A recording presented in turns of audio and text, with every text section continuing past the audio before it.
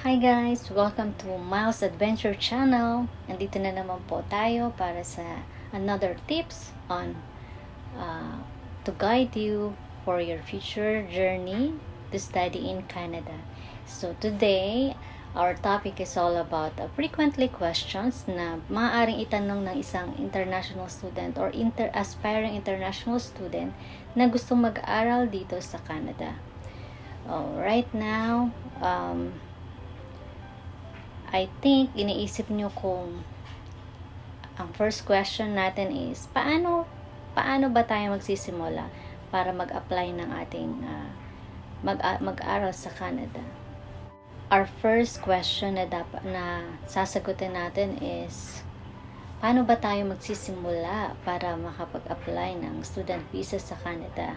So as part of my previous videos sa tips number 4 natin na previously posted sa aking channel is kailangan nating i-ready yung mga documents natin para sa school, para sa designated learning institution na napili nyo once nakapag-decide na kayo kung anong program ang kukunin nyo at ilang taon ang program na kukunin nyo sa Canada.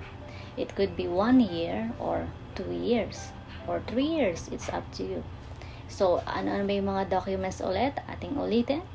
So, you have to prepare your passport or travel document. You have to prepare your credentials from high school and college.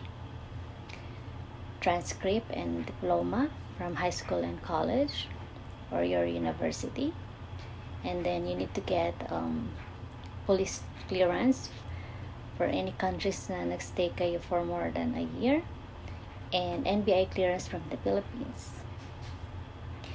And if you do have an IELTS or English assessment test na academic, kailangan din po yung sa ibang program. Pero may marami ng program ngayon sa Canada, iba't ibang university dito sa Canada na hindi naman required ang IELTS. Although once you're accepted, some colleges meron silang tinatawag na math assessment or English assessment. So, it depends po kung anong school kayo mapunta or kung anong designated learning institution ang napili nyo. So, once you have your documents, ano pa ba ang mga next questions na maaari nating itanong? Magkano ang show money na kailangan natin o yung tinatawag na proof of funds? Diba? Kasi yun yung pinakamabigat dito Yung kailangan meron tayong proof of funds na maipapakita natin sa immigration officer while applying for a study permit na kaya nating sustain yung expenses natin dito sa Canada. So, according sa website ng Canada.ca, kapag mag-a-apply ka ng study permit, you have to prove na meron kayong minimum at least 10,000 CAD for the student or main applicant and additional 3,000 for each dependent. So if you do have 2 dependent, ito kayo first dependent is 4,000 CAD and another dependent, if you do have child, is another 3,000 CAD. So, approximate, if you do have 2 dependents na isasama nyo sa Canada, you should prepare at least 17,000 CAD for your proof of funds. So, ano nga ba yung mga proof of funds na pwede natin ipakita? So, if you do have some savings sa bank account, you need to get a bank certificate from your bank na meron kayong minimaintain na money na sa ganong amount na required sa immigration na nagstay for at least 6 months, I guess. They said 3 to 6 months is acceptable. Pero mas maganda kung 6 months or more than na nakasave din yung savings nyo or investment nyo. Another proof of funds na pwede natin ipakita is kung meron tayong mga titulo na property sa Pinas. Either titulo ng lupa or titulo ng bahay na nakapangalan sa inyo. Or kung wala naman, pwede rin tayong humingi ng affidavit of support from your sponsor kung meron kayong kamag-anak or kapamilya na nasa Canada or nasa ibang bansa. So usually, ipapa-notarize lang yung affidavit of support nila, explaining na sila yung bahala sa expenses nyo while you're studying here in Canada. Another proof of support or proof of funds support is yung paid tuition fee or paid expenses for your house here na titirhan nyo sa Canada. So, another questions na possible natin na itanong or isipin is, pwede ko bang isama yung family ko or asawa or anak while I'm studying in Canada? Yes, pwede po. Pwede niyong isama sila bilang OWP na tinatawag. So, mas maganda nga nakasama niyo po yung kapartner niyo or yung husband niyo or wife niyo while studying in Canada para magkatulong kayo na i-support yung financial expenses niyo or yung studies niyo dito sa Canada. So, if, for example, yung main student is kasama niya yung husband or wife niya, yung partner niya na hindi mag-aaral ay allowed mag-work, magkakaroon siya ng open work permit, allowed siya mag-work for duration kung hanggang kailan matatapos ang studies ng primary applicants or yung student, yung mag-aaral. So, kunwari yung OWP is nakahanap ng trabaho na qualified makapag-apply ng PRs, or kunwari yung naka 1 year experience sa OWP while in Canada, while nag-aaral ang kanyang partner,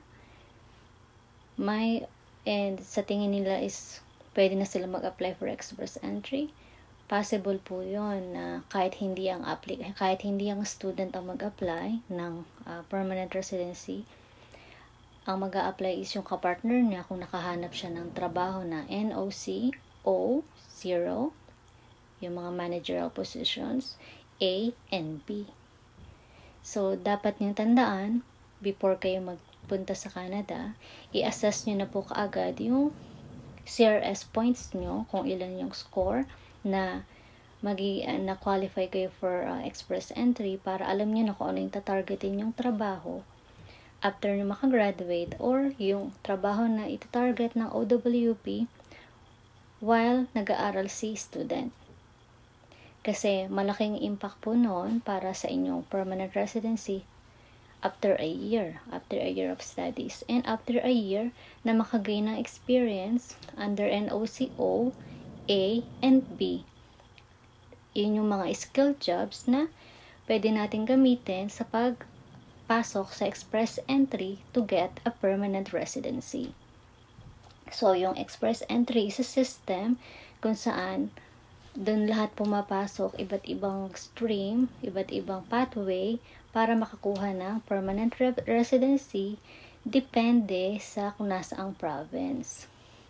So, for example, like ako nasa Ontario and nag-aral ako for 2 years. So, I have 3 years working permit right now under PGWP or postgraduate work permit. Ngayon, in 3 years, kailangan makahanap ako ng jobs na under sa category ng NOC 0, A and B, or A or B, na at least 1 year experience para makapasok ako sa isang stream which is Canadian Experience Class. Yun po yung dito, Canadian Experience, it means nagkaroon ka ng work experience dito sa Canada under those NOCs na accepted for that stream. Ngayon, marami pang iba't ibang way para makapag-apply ng PR, depende po sa qualification. Another question is, pwede ko bang dalhin ang aking anak? Yes, pwede pong dalhin ng anak. As long as meron po kayong kaya nyo po na i-support ang pagstay ng inyong anak dito sa Canada. At the same time, kailangan nyo pong i-sustain yung expenses niya for nursery kapag ang bata is baby pa lang or at least hanggang 4 years old. Usually kasi ang maaaring pre ang school ng bata kapag ito ay nag-start na ng 5 years old dito sa Canada. Pero under that age, like 0 to 4, kailangan nyo pong kumuha ng separate na nursery para sa anak nyo kung meron kayong trabaho or meron kayong class, meron kayong klase. Hindi po allowed iwanan ang bata na mag-isa sa inyong apartment or sa bahay. Hindi po siya inaalaw ng government. Maaari po kayong magkaroon ng kaso pagka nalaman po ng ibang tao or nai-report kayo na ang anak is iniiwan lang sa bahay mag-isa. Especially, kunwari, ang bata is age 7 or 8, hindi pa rin siya dapat iniiwan mag-isa sa bahay. Kasi, responsibility po ng magulang dito sa Canada na hindi iwanan ng bata na mag-isa sa bahay. Kasi merong cases na since busy ang parents and malaki na yung mga bata, kahit like 8 years old, meron na nakakaintindi na, pero hindi pa rin po allowed yun na iwanan lang siya sa bahay na siya lang mag-isa. Kailangan pa rin na meron siyang kasama or tagabantay. Yun po dapat niyong tandaan. And kung magdadala po kayo ng anak dito, ng anak nyo, make sure na dalhin niyo po ang mga documents, vaccination documents ng bata, birth certificate, baptism, para sa kanya, para kung i-enroll niyo po sa school dito sa Canada, ready na po kayo sa mga documents. So, make sure na meron siyang vaccination card, complete vaccination card. Otherwise, kung wala po kayong vaccination card, kailangan niyo po siyang pabakunahan dito sa Canada at your own expense. Yan, medyo mahal po yun. Kaya kailangan, make sure po na napaturukan na po yung mga bata at meron siyang vaccination card pag pumunta po kayo dito. And make sure na meron siyang birth certificate, baptism certificate kung meron. And yung vaccination card. I think that's the most important thing. Especially pag mag-enroll yung bata dito sa Canada. Ano pa ba yung mga questions na maaari nating itanong? Pwede bang magtrabaho while nag-aaral? Yes po. Yung student is allowed to work for 20 hours, part-time off-campus, and extra hours in campus or on-campus job. Yung off-campus is any job na outside dun sa university or your designated learning institutions. Anywhere in the place kung saan kayo nakatira sa Canada. For example, dito sa Toronto, I'm living in Toronto, so I'm allowed to work in any place in Toronto for my off-campus job, which is for 20 hours. Wag po tayong mag-exceed kasi po, yun po is according to the law. Kung masilip po tayo, magkakaroon tayo ng problema sa immigration. May mga nagsasabi na 24 is allowed daw, pero hindi po. Naka-state po yun sa immigration site or sa rules ng immigration ng permit natin na 20 hours lang. Ngayon po, yung on-campus jobs naman, nakakalito.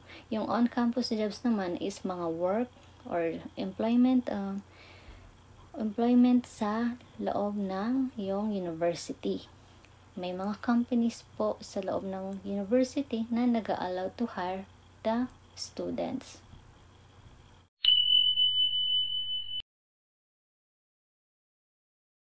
Allowed kung mag-work ka on campus apart from your 20 hours of campus job is pwede ka pa rin mag-work sa loob ng campus or sa loob ng campus ng iyong university or college na napili.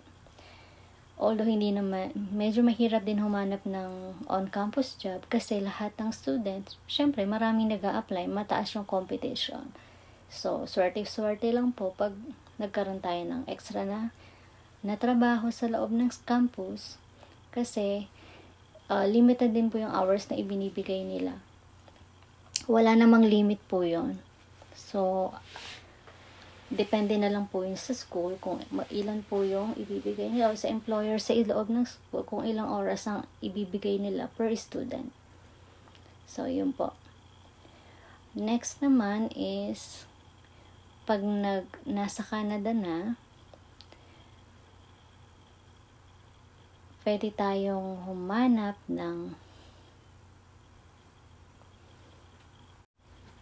So, another question na pwedeng itanong is, saan ba ako pwede maghanap ng trabaho while nandito pa ako sa home country?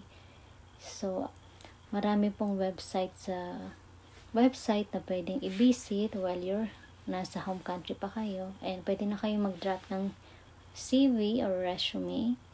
Pero kailangan po i-format niyo yung resume niyo ng Canadian template or Canadian format na tinatawag. Mas simple po siya and mas less po ang content ng resume ng Canada. Marami pong available templates sa Google. Search lang po kayo ng Canadian format na resume and pwede nyo pong gayahin. Or i-personalize according to your information. Next is, saan tayo pwede mag-apply, maghanap ng work? Online po ang paghahanap ng trabaho dito. Hindi po masyadong uso ang pag-walk-in.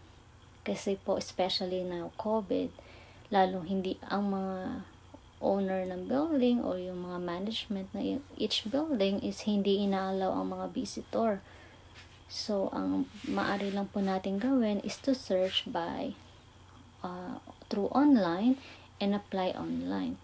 Number 1 na maraming trabaho na naka-post is yung Jobs Canada.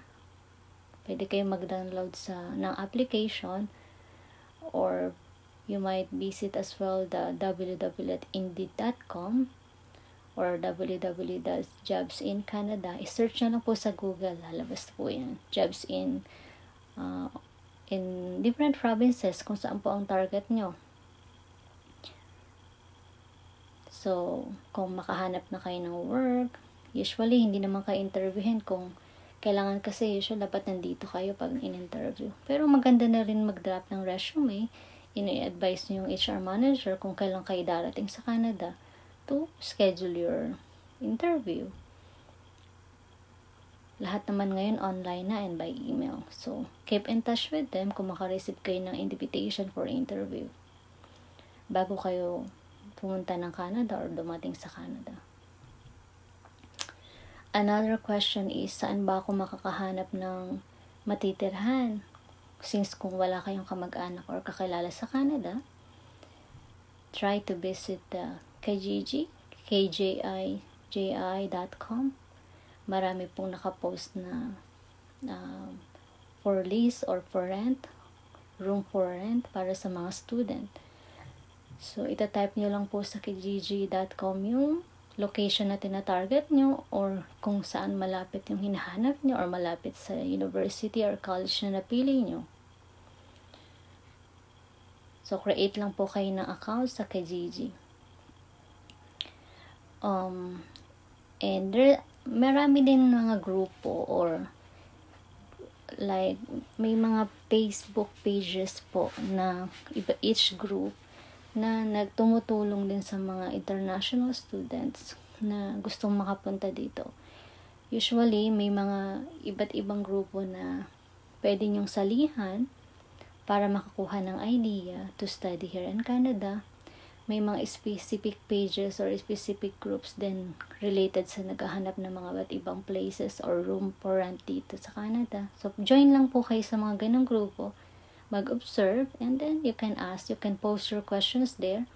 marami namang mag-a-assist sa inyo kung meron kayong i-post na question. Especially kung makarelate sila sa mga question nyo.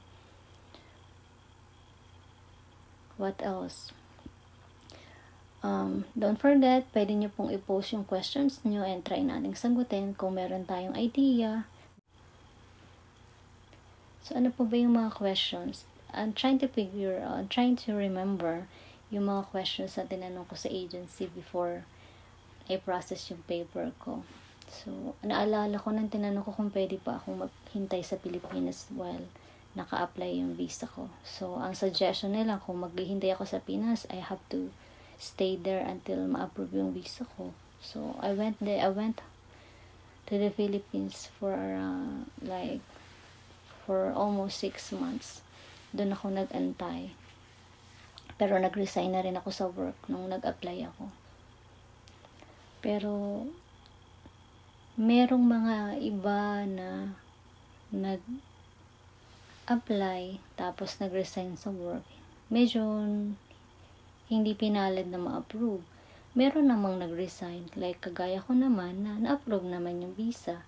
Depende lang din siguro sa mga documents na sinasabit natin, ano.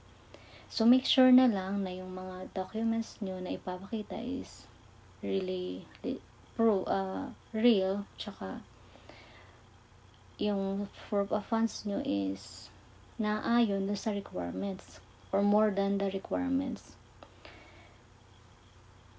Pero may mga cases din naman na kahit mataas ang proof of funds, nade-decline pa rin. Hindi ko rin lang sure kung ano ba yung real reason behind that refusal. Pero wag tayong mawala ng pag-asa pag na-decline tayo kasi maraming nare-refuse tapos re-apply until ma-accept. So, try nyo mag-join sa mga iba't ibang group sa Facebook na tumutulong for aspirants. Yung mga international students na gusto mag-aral dito sa Canada. Noon kasi, wala din akong idea sa mga ganun. Recently ko lang nalaman na may ganun palang mga group na tumutulong for, yung nagdi-DIY lang sila. Or yung nag-a-apply sila ng visa nila, ng study permit and visa directly sa immigration without approaching any agency. Marami namang na-approve. Pero syempre, matrabaho yun kasi ang dami niyang i-research. Pero kung masipag kayo at willing kayo na hindi mag-spend ng money for any agency, di try nyo po. Kasi nasa sa inyo naman po yun kung talagang gusto nyo mag-aral dito at gusto nyo makapagsimula dito sa Canada for your future.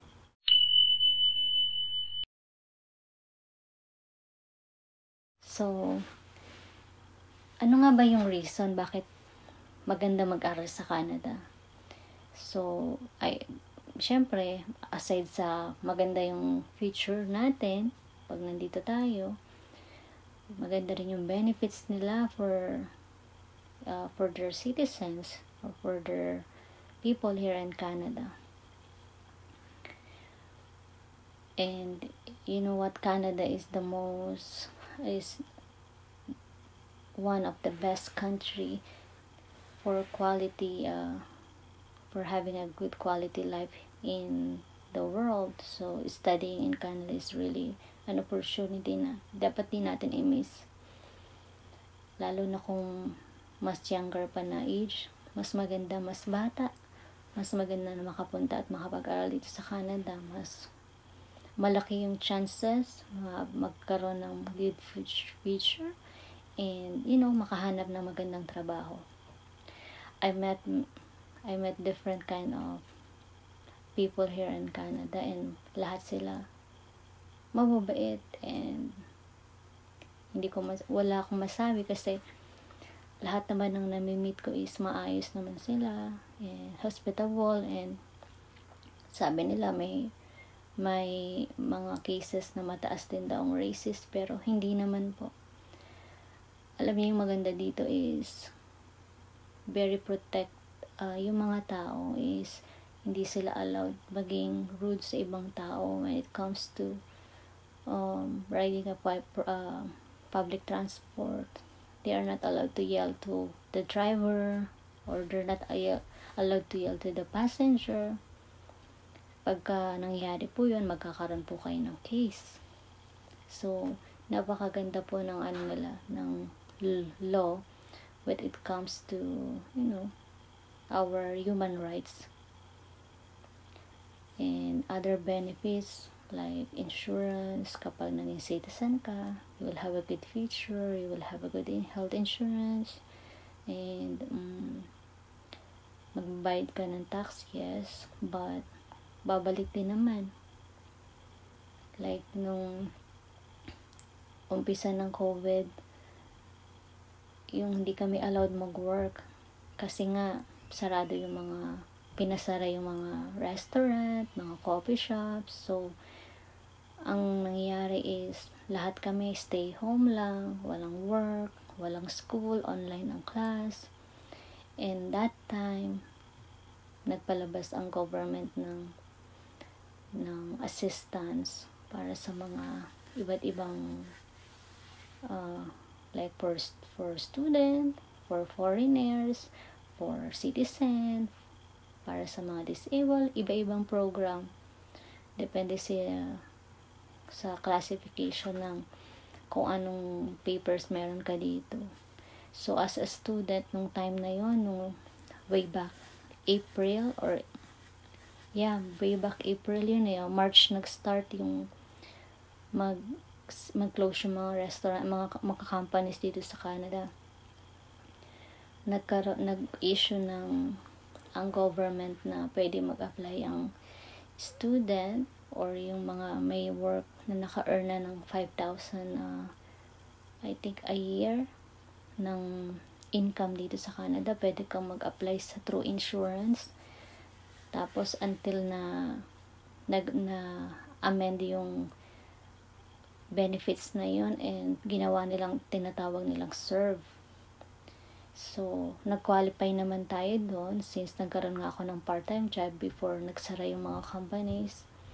So, meron akong parang kinakaltasan ako for my insurance noon So, nag-qualified ako doon. So, for every month, meron kang 2,000 per month.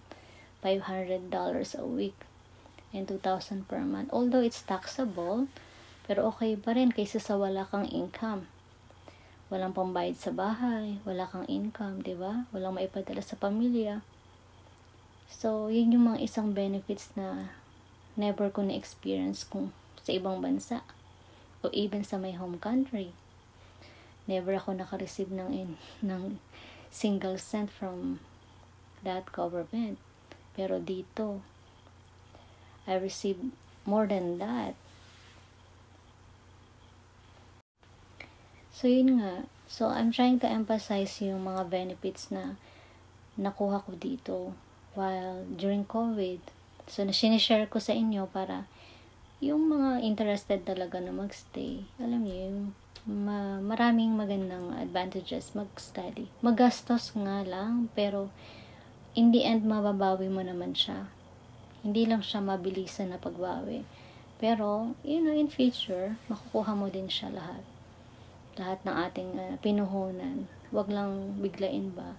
Wag lang tayo mag-expect na on the spot, babalik lahat ng na-spend natin. Hindi, syempre. Pero at least, yung iisipin natin para sa pamilya, and, in 3 to 5 years, at least, makuha mo na lahat ng nagastos mo, plus makuha mo pa yung pamilya mo, di ba?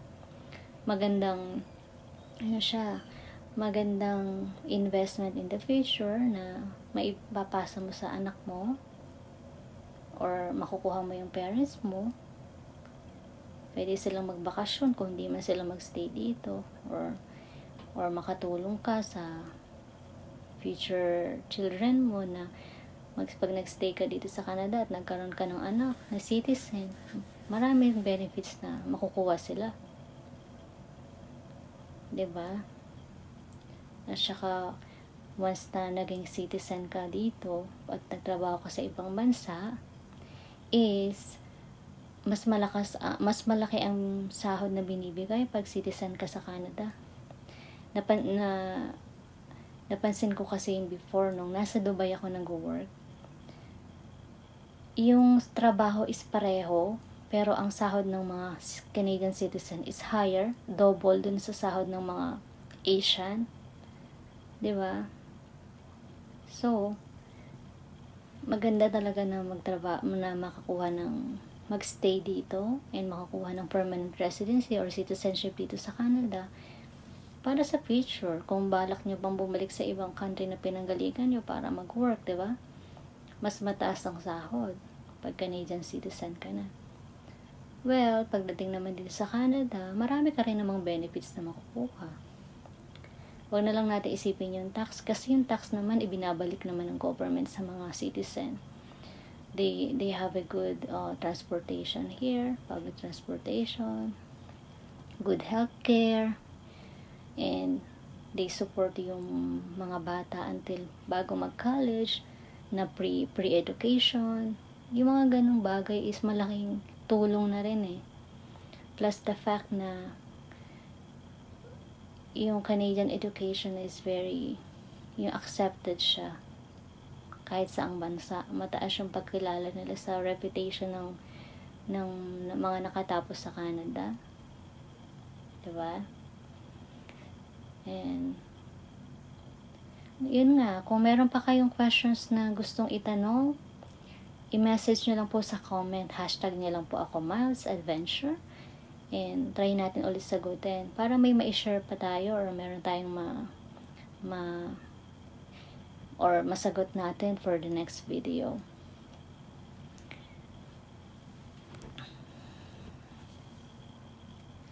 Ano pa ba yung mga question na sa tingin nyo itatanong natin?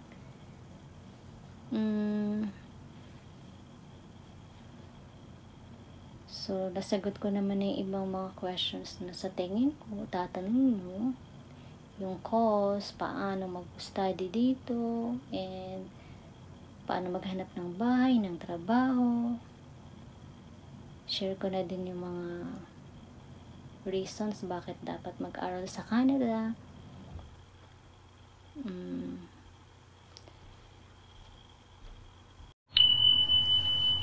Okay naman, i-update ko kayo kung ano ba yung current situations ng mga gustong pumasok dito sa Canada, yung mga parating pa lang.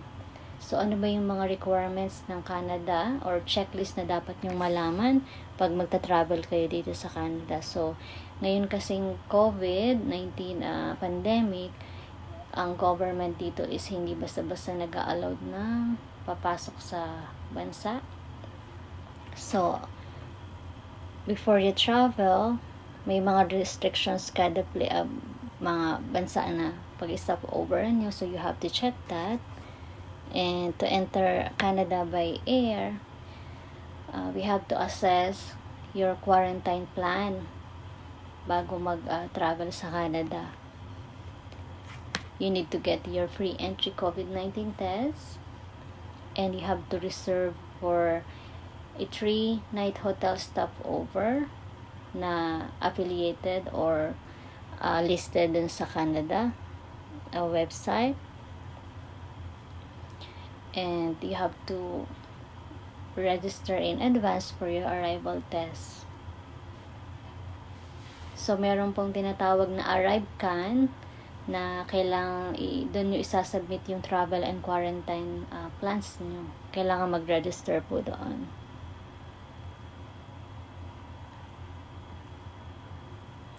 So, pagka mag-boarding na kayo sa flight, make sure na you have the arrive can receipt and pre-entry test results na ipoprovide natin sa airlines kung saan kayo nakabook mag-flight.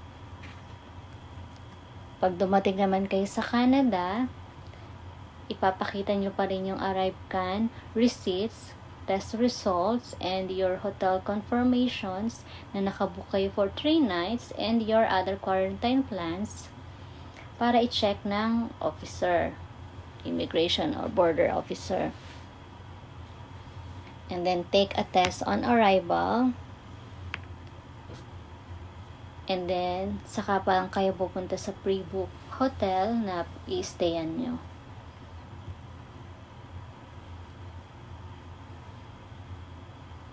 So, pag nakapunta na kayo sa hotel, kung saan kayo nakabook, doon kayo mag-iintay ng results nyo sa hotel mismo. And you have to register for your day 10 test. So, on the 10th day ng quarantine, magte-test ulit kayo, magte-take ulit ng another test, COVID test. And kailangan magstay sa place kung saan kayo nakabook.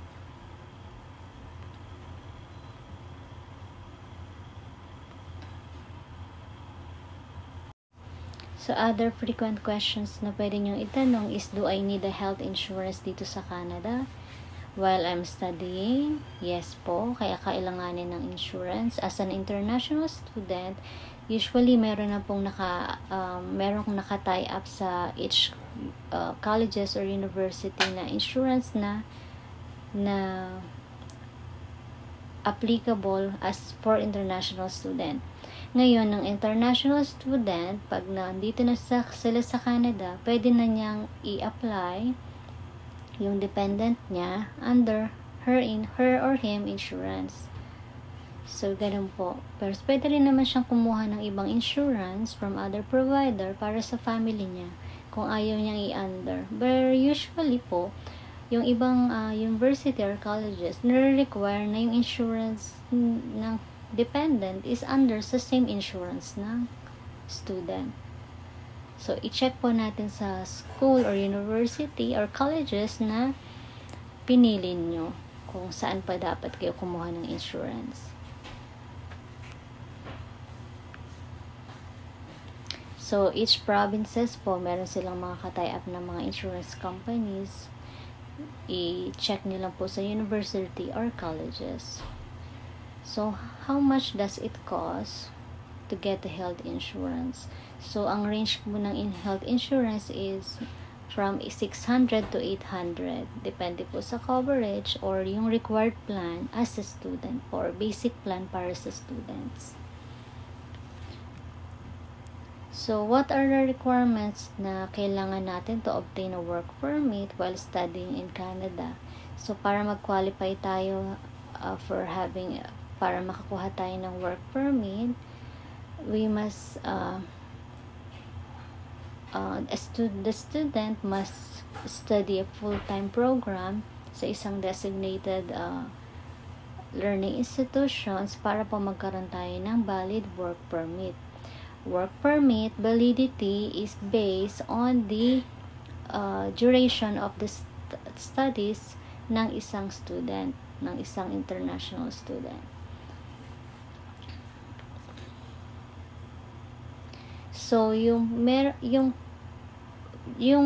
tinatawag na post-secondary educational institution or DLI or designated learning institution is a recognized institution na generally include the public post or post-secondary college, university, and a degree granting programs offered by private institutions throughout Canada.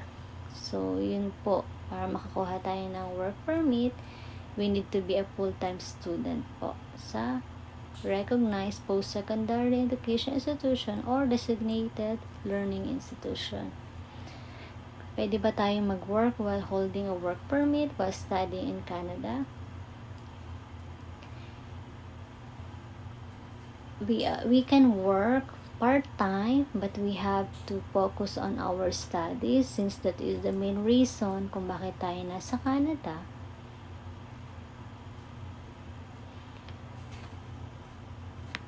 Alam niyo naman yung restrictions. Minimum 20 hours for off-campus job and on-campus job, extra additional hours. Depende po kung ilan yung ibibigay na hours dun sa designated learning institution nyo kung makahanap kayo ng on-campus job.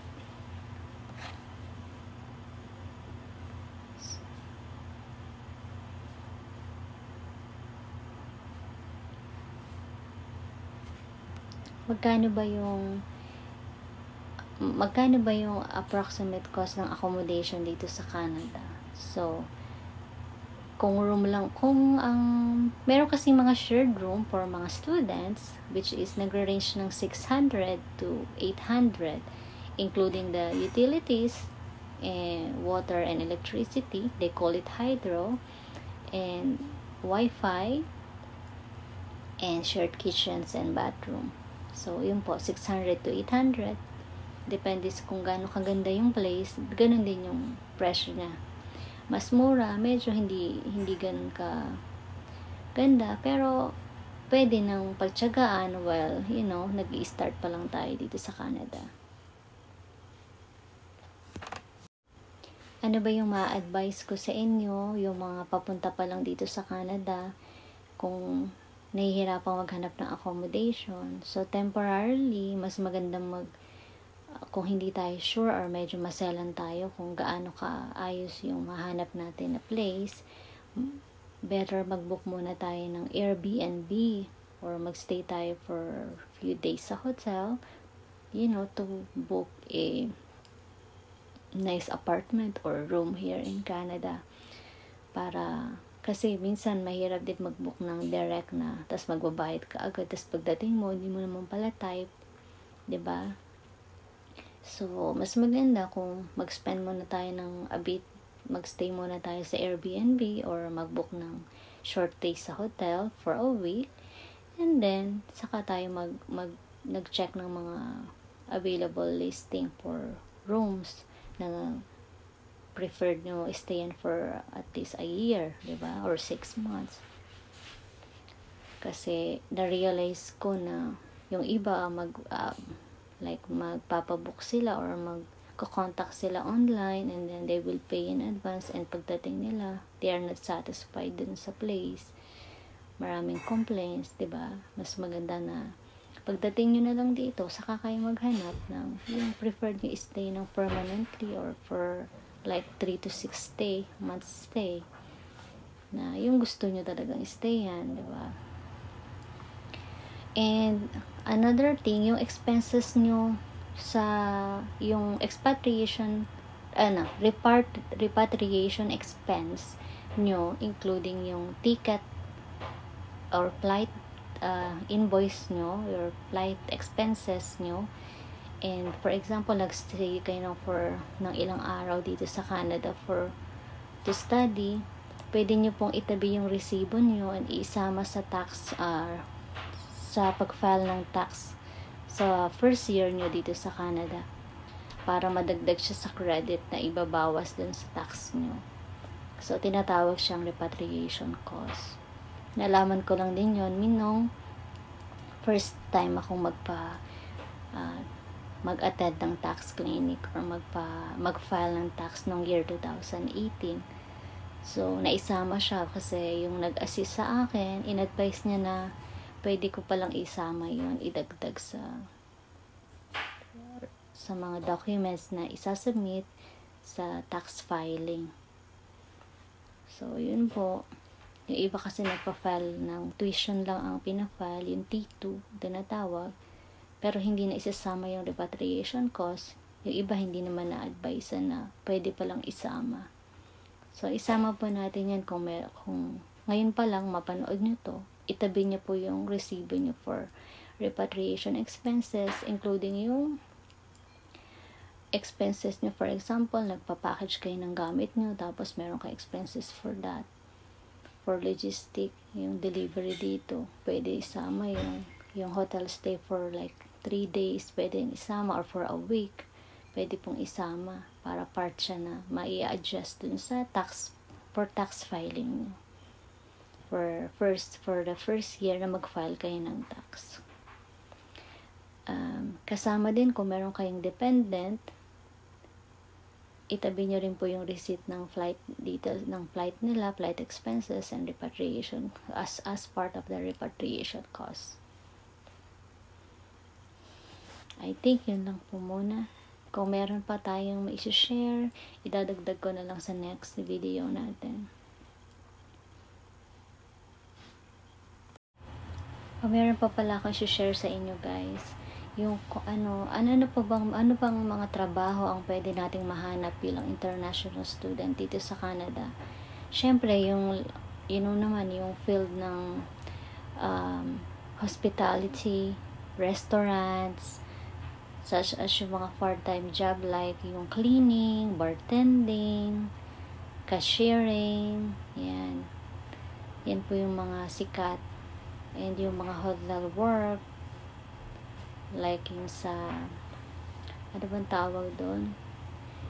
Basta yung mga iba't ibang trabaho sa hotel po. Yan. Maraming mga estudyante na nakakapaghanap ng trabaho sa hotel, sa restaurant, sa coffee shop, mga fining. And kung matyaga po kayo at marunong kayong mag-drive, pwede rin kayong mag-apply sa Uber Eats as yung magde-deliver ng kung meron kayong car dito, or pwede rin yung tinatawag nilang Uberwalk. Marami pong ways para kumita ng pera dito as a part-timer. Basta masipag lang po at hindi tayo mamimili ng work.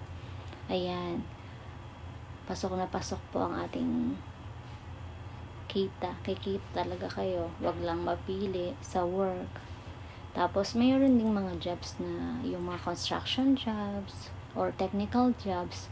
Tapos, yung mayroong mga skills naman when it comes sa computer. Pwede rin. Marami rin naghahanap ng mga part-time IT or part-timer na like bookkeeping, ganyan. So, iba't ibang skills magagamit natin dito sa Canada. Kasi, ang basehan naman dito is sa mga part-time jobs, yung experience. Kung alam mo, marunong ka, yan, tatanggapin ka naman. Madali ka makakahanap ng trabaho. Yung trabaho, andito lang. Hanapin mo lang, tas mabilis lang makahanap kung talagang matyaga ka, tsaka hindi ka namimili ng trabaho. At saka, yun nga lang, ang number 1 lang nakalaban natin is yung distance ng mga location ng mga trabaho. Kasi, syempre, it will take, like for me, yung trabaho ko, 1 hour away from my house or itong inuupahan ko na room. So, kailangan gigising ako ng at least mga 30 minutes before ako alis. Add mo yung 1 hour na travel time para makarating ng maayos sa trabaho on time. Ang maganda lang dito is yung timings ng bus and subway. Makikita mo online pag parating na yung bus. So, makakapag-adjust ka. Makikita mo sa Google yung real timing kung anong oras darating yung public transport dito. Tas connected naman yung bus, dadaling ka sa subway station, sa train station. Doon ka na lang lilipat for your next destination. Usually accessible naman dito sa Toronto, except lang sa ibang provinces po. Ang ibang provinces hindi ganun ka-accessible ang transportation, kaya kailangan nyo matutong mag-drive, especially sa Alberta, kasi malalayo yung mga stop and matagal ang frequency po ng bus. Yan lang. Nakakauhaw magsalita, guys. And ano ba?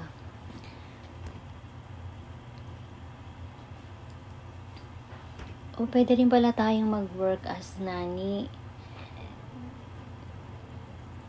Pagka yung mga part-time job, pwede ka magtrabaho as nanny or may experience ka sa bata. Yan, maraming work din sa yung field ng mga PSW, yung mga personal worker, social worker, ganyan. Marami ding mga part-time jobs para sa kanila. Kaya kung may experience po kayo sa ganong field, ay marami pong opportunity dito sa Canada. Huwag lang tayo mapili. For sure, compare sa atin sa Pilipinas, mas meron tayong future na kumita dito. Sipag lang po talaga at syaga yung puhunan. So, another thing na kailangan nating malaman is, maging aware tayo bago tayo pumunta dito sa Canada is, kung kailangan ba natin magbayad ng taxes dun sa kinikita natin dito sa Canada. Definitely yes, we have to pay taxes according to our earnings. Meron naman pong schedule yon kung saan tayo kung saan yung cut off nung tax na i-charge sa atin. So, the more na mas malaki ang kita, mas mataas ang tax. The more na maliit ang kita, mas maliit ang tax. Ganun po. Pero syempre, depende naman yun kung pag part-time kasi maliit pa lang naman yung tax. So, hindi pa ganun kabigat, diba? Pero kung kumikita ka na siguro or nag-work ka na ng full-time, tapos malaki yung sahod mo, dun mo mapipil na malaki yung taxes. Pero ang isipin mo na lang is, babalik naman din sa'yo yun kahit i-tax ka, diba? So, okay lang. As long as nakikita mo na yung government ibinabalik sa mga citizen or sa mga tao nila yung binabayad nila sa tax. Kaysa naman, diba, yung ibang bansa na nagtatax na nga, hindi pa nakakabalik sa mga tao yung tinatax, diba? So, ayokong sabihin kung saan yun, pero alam naman natin kung saan. And kailangan ba nating mag-open ng bank account dito sa Canada? Yes po. As soon as dumating kayo dito sa Canada, you have to open your bank account. Kasi kailangan nyo pong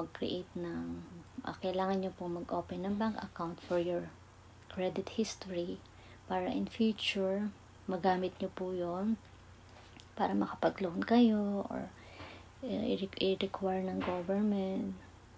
Kung mag-housing loan kayo or mag-car loan kayo, kailangan na meron kang credit history. And dito, hindi masyadong magamit ang cash. Usually, tap lang ng tap. Tap dito, tap doon. Kaya, ako nga minsan, pumapasok ako na card lang ang dala ko. Minsan, since hindi ako aware, hindi na nga ako sanay magdala ng wallet and I don't have cash. I have only my card. Ito lang lagi ang dala ko. Pag naiwan ko to, wala na. Usually, naka-attach lang yung phone ko dyan. And andito na lahat ng cards ko. Yung Presto card ko. Yung Presto is para sa transportation po. Tapos, yung credit card ko.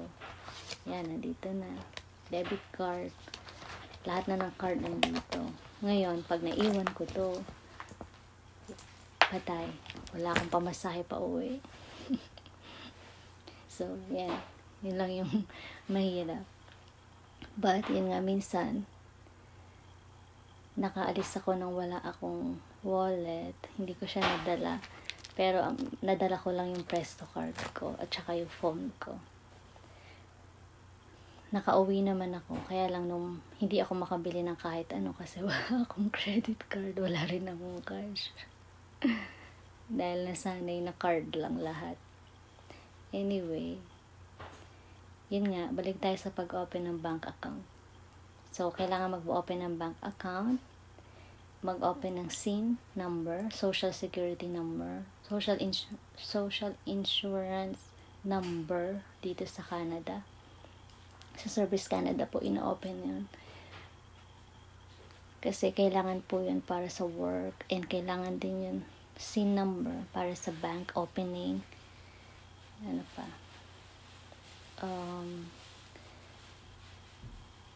Pwede rin kayong mag-apply sa Service Canada ng ID,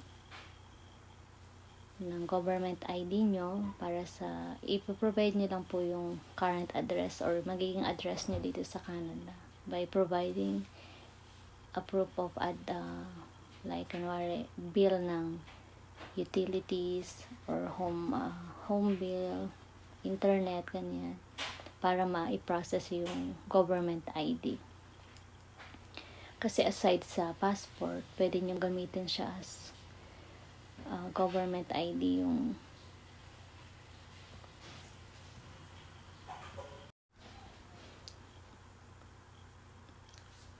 tapos guys, ano-ano ba yung mga top colleges dito sa Toronto? according to, I'm looking at on the website ng www.pyramideservices.com, yung trending colleges according to their article are Seneca College. Seneca College is the one of the most renowned college in Toronto, and they have around 28,000 students, including 5,500 international students, according to the article. And they are situated in the Greater Toronto area. Actually, graduate po ako ng Seneca College. I took 2-year business program, business marketing, for a 2 years program, and I'm currently working right now sa office din po, sa isang property facility management company. Next po na top colleges here in Toronto is Humber College. Humber College has 31,000 international students, and including 6,000 international students pursuing their chosen study programs in Humber. Next, the third one is Centennial College. They are ranked number 1 for student satisfaction sa Toronto in the year 2019. Wow. And their specialty is communication, business, and technology, and in health. Next is George Brown College.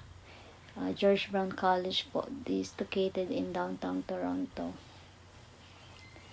and they have 30,500 students and around 5,500 international students din yung nag-aaral sa kanila. So, about the top universities in Toronto is, syempre, University of Toronto, UofT. Next is Cafe Breton University. Next is York University. So, kung gusto niyo pong malaman yung mga top colleges and universities, punta lang po kayo sa www.pyramideservices.com, trending colleges in Toronto. Hanapin niyo lang po yung article nila para pwede niyo ring i-research yung about sa schools. Masasabi ko lang po na yung Seneca College is well known sa good reputation ng mga students at ng school, and mostly yung mga graduates nila talaga nakakahanap po ng work, ng full-time work dito sa Canada, and as well as yung ibang universities din po, maganda rin yung reviews sa kanila, and marami rin talagang students na nakakahanap ng magandang trabaho kasi nga maganda yung education system dito sa Canada.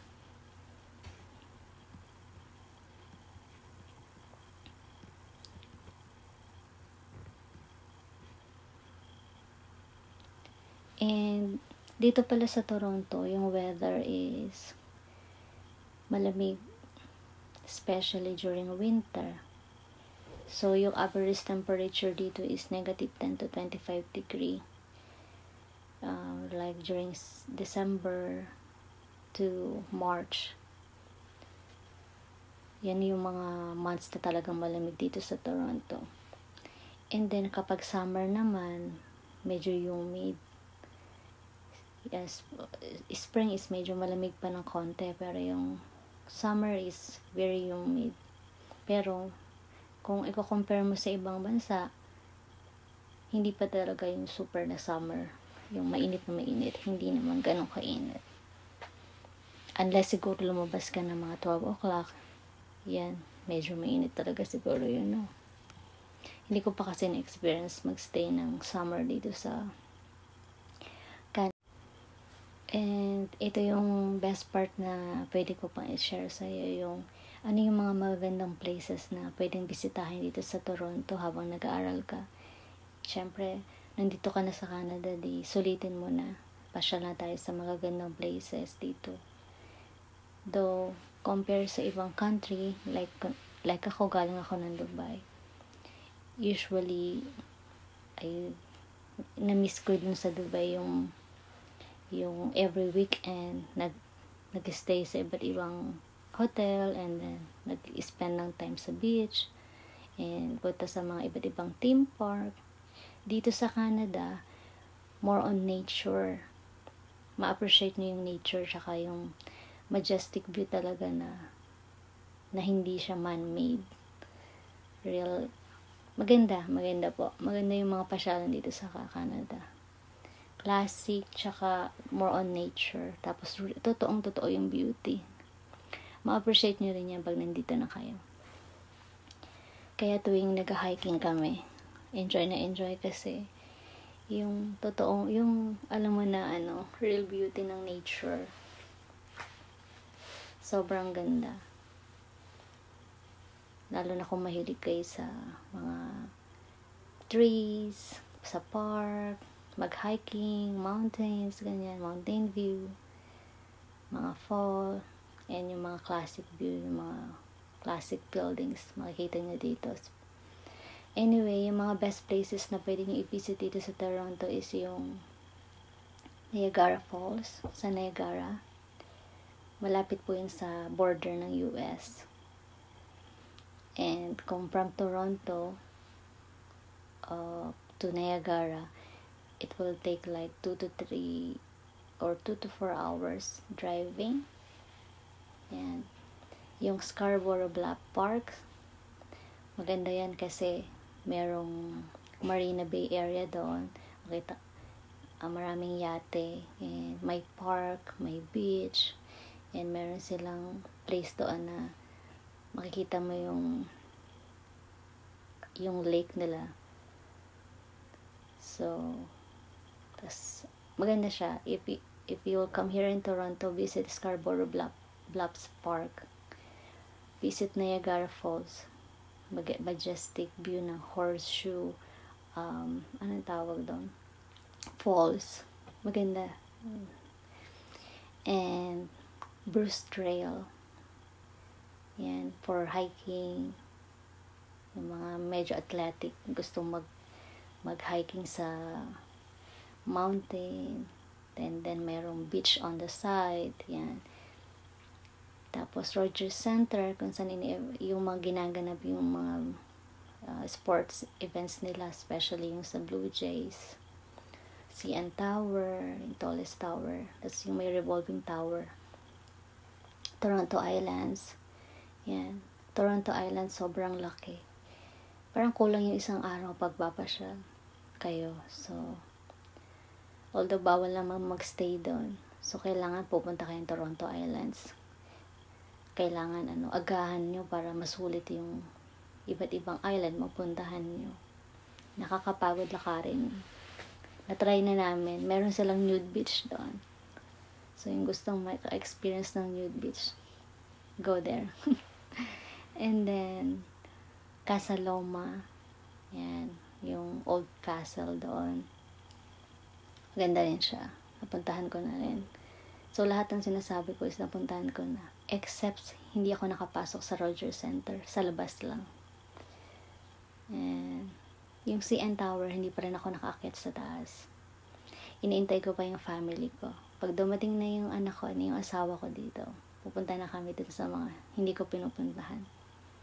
Pero yung mga park and yung mga outdoor places na pwedeng puntahan, yan, pinupuntahan ko yan para, explore lang. And then, plano ko pag dumating na yung anak ko tsaka yung asawa ko or yung family ko dito, yan, pupuntahan namin yung mga place na may bayad para kasama ko na sila. As of now, enjoy ko muna yung mga free places, yung mga walang entrance ba, diba? Sayang din kasi yung pera para makatipid. And marami pang places dito na maganda. And yun nga guys, don't forget to like, subscribe, and click the bell notification para po updated kayo para sa mga next videos na gagawin ko dito sa journey nyo to study in Canada. And hindi lang naman journey about studying in Canada yung makikita nyo sa channel ko. I usually post din yung mga pinupuntahan kong mga magagandang lugar dito sa Canada. So kung nag-enjoy kayo and gusto niyo makita yung mga place na binibisita namin dito ng mga friends ko, please subscribe. Don't forget to subscribe and like, okay? And if you do have any questions, please hashtag Myles Adventure para masagot natin sa next video. Thank you guys and enjoy. Sana po safe tayong lahat, especially this COVID situation, and praying na everyone is all safe and nakaka-survive dito sa current crisis natin dito. Okay? Huwag niyo isipin na nag-iisa kayo. Kahit saan po tayong bansa, lahat po tayo nakakaranas ng iba't ibang hirap. So, keep praying lang po. Hindi lang naman sa Pilipinas mahirap ang buhay. Kahit sa ampong lugar, mahirap talaga. Yun nga lang kailangan natin na magtiyaga, mag-pray, and ipagpatuloy ko ano yung ano ba? Pagpatuloy ko ano yung meron tayo. Diba?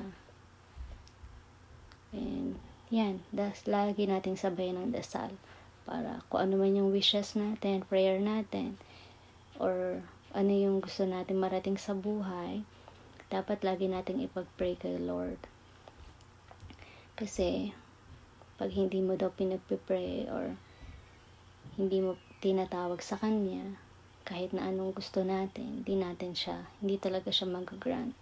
So, in everything na gusto natin gawin sa life natin, ipagdasal natin, hingin natin ang guidance ni Lord, para ibigay sa atin, diba? Sige po. Thank you po.